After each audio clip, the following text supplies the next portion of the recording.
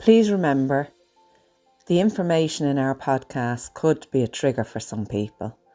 And if you or someone you know has been affected by sexual abuse, the Dublin Rape Crisis Centre 24-hour helpline is 1800 77 8888.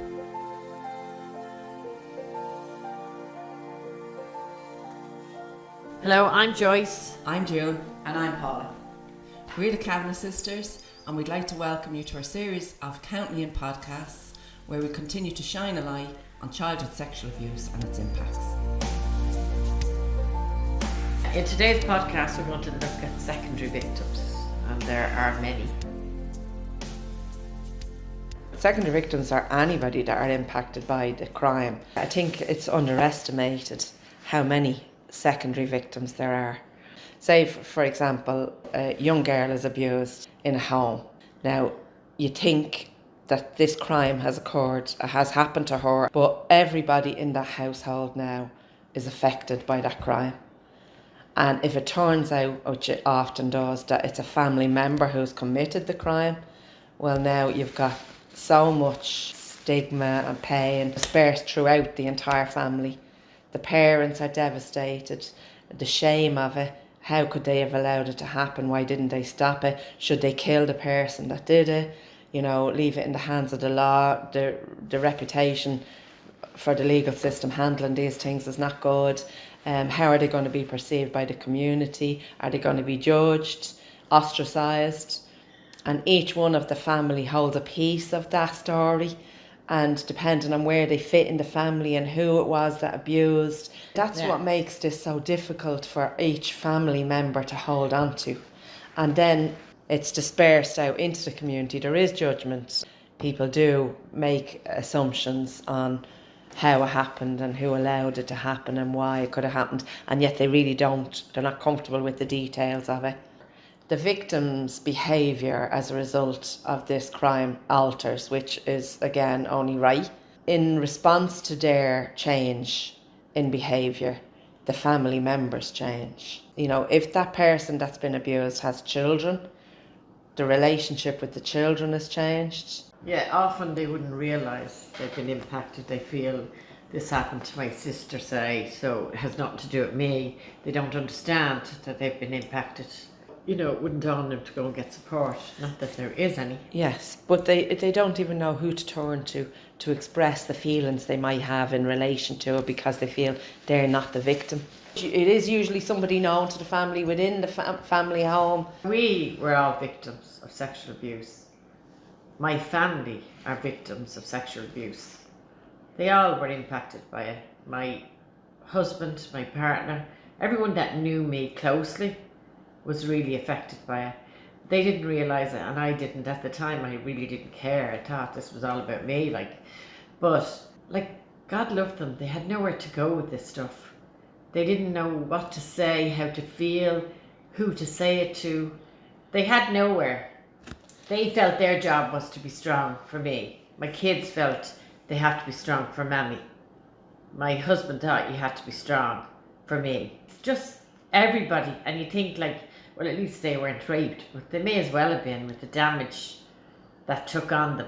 I remember especially going through council, where I'd be going through the house on a daily basis, and I'd be doing normal things, putting out dinner, cooking dinner, cleaning up, whatever. And in the midst of all that, I'm sobbing my heart out. And my children felt their job was to fix me and make things okay. And children's natural thing is to take responsibility for something that's going on. And I had to constantly stop and say, listen, Mammy's going through a bit of a mess at the moment. I'm having bad memories. I'm upset, but I'm fine. You know, once all these things are coming out, it's fine. So they got so used to it, they used to think, she's grand, leave her alone. You know what I mean? But I know my own children suffered terribly because they liked Dad. They loved him. Yeah, because he was so good with them. He was very artistic. He taught them how to do all their art, and they loved it, and they were brilliant at it. But then when they found out, they felt, oh Jesus, I feel really guilty. I shouldn't have liked him. Thank God we were able to have a conversation about that, but had we not, where would they be? But even with having the conversation, the damage of that knowledge in them has gone out now and have impacted their relationships. Yeah. If they have an intimate relationship with somebody, it's now part of their baggage. Yeah. I remember saying to my husband, like, your life has altered completely because I was sexually abused. And I didn't even know him when I was abused. And I just feel like our intimate life absolutely has been changed because of my experience. And I feel at times it's so unfair. Yeah. Everybody that has to pay the cost of that crime that happened to me. Like the way I parent. I'd love to think I didn't do too bad a job, but it has to have been impacted by my pain, by my feelings. I mean, I suffered depression and still do throughout my life. That's had an impact. That has now formed their opinion of what a woman is. Like, it's impacted their lives in ways we'll never know. By people not understanding how victims are impacted and how that then plays out in their life. It is like that ripple effect, you throw a stone in, because the changes that occurred in me has to have an impact. People have to respond to those changes, and it has a ripple effect on all of them and their relationships. And the message we were trying to get across, probably not very well, was the fact that those ripples go out into society, and there's a lot of those ripples. You look at the numbers of victims there are, that ultimately this crime is having a huge impact on the way we behave in our communities, out in society, and the fact that so many victims never deal with this, and that a lot of people that are in well-to-do positions, in like pillars of society, are also victims, because this crime crosses all barriers: race, sex, socioeconomic background, the whole lot. So there are people running this country who have abuse in their background, and if they haven't, they're being impacted by somebody that has. It's in everybody's interest to understand how this crime impacts and changes people, because you're one of those people that it's changing. One person absolutely touches so many other people's lives without anybody ever realising that if they're carrying that level of pain with them, they're actually bringing that with them. Me, as a victim of abuse, I'm likely to attract somebody who's in the same level of pain, even though they might have had a very different background than me. That alone, if you bring two people with pain together, that has to impact everybody around them. And you are picking it up whether you want to or not. Yeah, and it gets a lot more dangerous when those people are running the country, you know what I mean, or in a position of power to make decisions that alter our lives. It's more significant than just this docile interaction with possible other victims. If you only look at homelessness and the amount of kids who are now living in hotels in one room with parents and all that, I don't believe if you had a conscience and you didn't have some ability to disconnect from the reality of life, that you could not be dealing with those issues. And in order to be disconnected from that, you have to have a reason that you've disconnected. So I do believe that a lot of people in positions of power have had some trauma or abuse in their background. Yeah, and I suppose if you look at just one impact out of sexual abuse, something that we all know to be true, is the self-hatred that grows wrongly out of being sexually abused. And if that level of self-hatred, and we've talked about how difficult it was to challenge that and to identify it and then try and heal and overcome from it, how traumatic and huge and how long that has taken us. And if that's out there in our world, which it is, that level of self-hatred, no matter what mask is put on it by society, by people, that's horrendous to think, like, my God, if that's what's the driving force behind a lot of people, you know, we have a lot of work to do. Well, on a personal level, I would say, like, I lost a relationship because of this. More than one. Yeah, true. Basically because I didn't actually fully understand what I was going through when this was all disclosed and I was getting help. I didn't actually understand what was happening to me. I found it impossible to communicate my needs. Everything my partner did just triggered me back to memories of the past. I was unable to separate the past from the present. And he, naturally enough, took everything personal, especially rejection. I was saying to him, you know, I just couldn't have sex. no way. And he took that as personal, like he did nothing wrong. But I think like men and women are different. Men think if the sex part of the relationship is working, well, everything's okay. Yeah. The rest is doable. Yeah. And by removing that from them, they're threatened. They don't know where they are. They think they're losing you. And so they're paying a huge emotional cost for this, that they are completely innocent. They've done nothing wrong for. It's actually not a gender issue. It's an intimacy. It's if you say to somebody like, yeah, no, I do love you and I want to be with you, but everything about you is telling them to stay away from you and don't touch me and I don't want to get that close to you. That message is so damaging. This is how secondary victims work, because any hurt I inflict on somebody, they then go and inflict it on other people because they don't know, they're not any more aware than I am. And the only time that stops is when you become aware and you're at least able to address it and go, hold on, this is not about you, this is an issue I'm dealing with. And it is normally down to a lack of communication. Absolutely, because if you could communicate, and I couldn't express what was going on because I didn't understand it. No, but you see, when he got frustrated, where did he go with that information? He couldn't talk to me. So how do you live like that and not impact people? And like if the two parents are unhappy or struggling in any way, then the children do suffer. Yeah. I think men in general are better at dissociating than women. I think they're able to dissociate the thing right out at the ballpark, like, you know, it just doesn't exist. That's quite dangerous because it allows them to live out a whole life and never address it. But that doesn't make it go away. That's all part of the programming as well. Yes. You know, Men, big boys don't cry and all that crap. Because I often felt, men in particular, for some reason or other, take on the guilt because they see it as something another man did and they find that difficult to understand. Yes. And they take on the guilt that they should have protected you, even though they weren't even around at the time. Yeah. You know, it doesn't necessarily have to make sense, but a lot of men feel like that and then they feel frustrated because they want revenge and that's not possible. Oh, yeah. You see, I think it feeds into disadvantage and everything because if you have no self-confidence, I know myself, I felt I would have never gone for a job interview or anything like that. I thought so little of myself. Now, I'm not going to sit here and blame everything that ever happened in my life on this, but yeah, I do feel to a huge degree it absolutely impacted every single thing in my life to date. Well, if the first thing it does is impact how you think and feel about yourself, then how wouldn't it impact every single thing you do in your life? Yeah. I know, but sometimes, Polly, when you disclose and you feel like you've been through a couple of years of therapy, you feel, things should be different and you should be different. Really pissed off at yourself because your life is not changing. Now it is, but it's on such a low level, subtle changes that they're not always visible. But it feeds into disadvantage because, there are the exceptions that throw themselves into education and excel at that. And that's another form of dissociation. And whoop-de-doo, great for them. I would say, if you did a statistic on it, I would imagine the majority don't excel.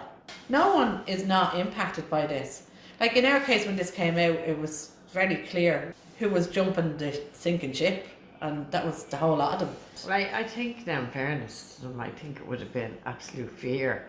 Yeah, and the fact that they were related to him. I can understand why they ran, and they ran because they wouldn't have had the ability to even have a conversation around it. Like if you married somebody in our family and this came out, your partner's family now have to deal with the shame of you being attached to our family. It's like guilty by association. I know several people now that abuse has hit their family and how it has altered their entire lifestyle. They don't interact in society, in their communities the way they would have because they're not sure who's a friend and who's talking about them or how they're perceived because of the shame.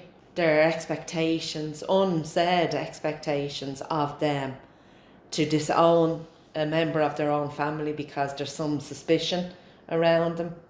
It's a huge burden on every member of the family, and each one of them have nowhere to turn with what they're feeling because they're not the victim.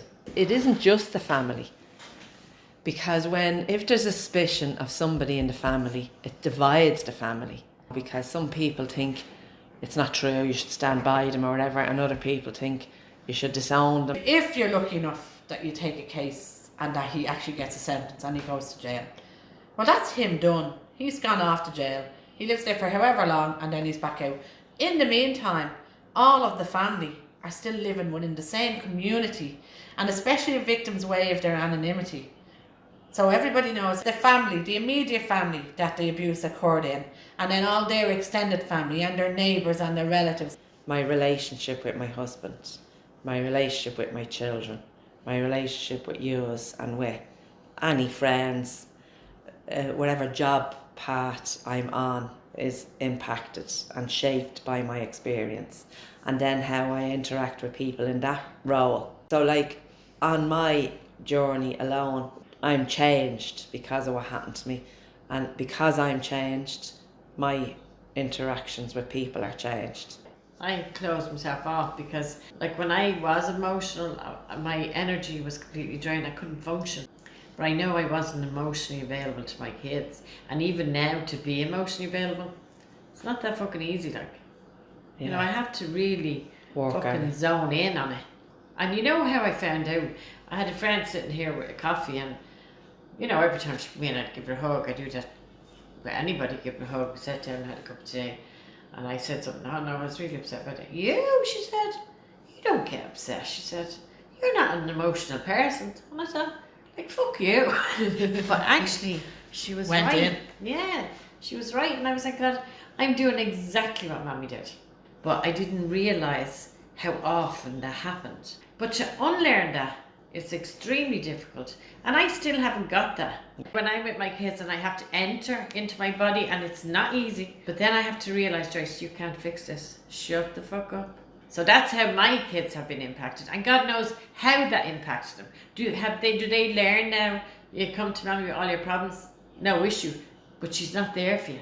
How my kids are being impacted by seeing me depressed. You seeing Mammy behave in the way that you've emulated. That's what they do, because we're their main role models. And so they either go the complete opposite way in rebellion. I'm not going to be like that, you know. Well, you see, June, I thought that's exactly what I was doing. Yeah, we all do. What's the answer?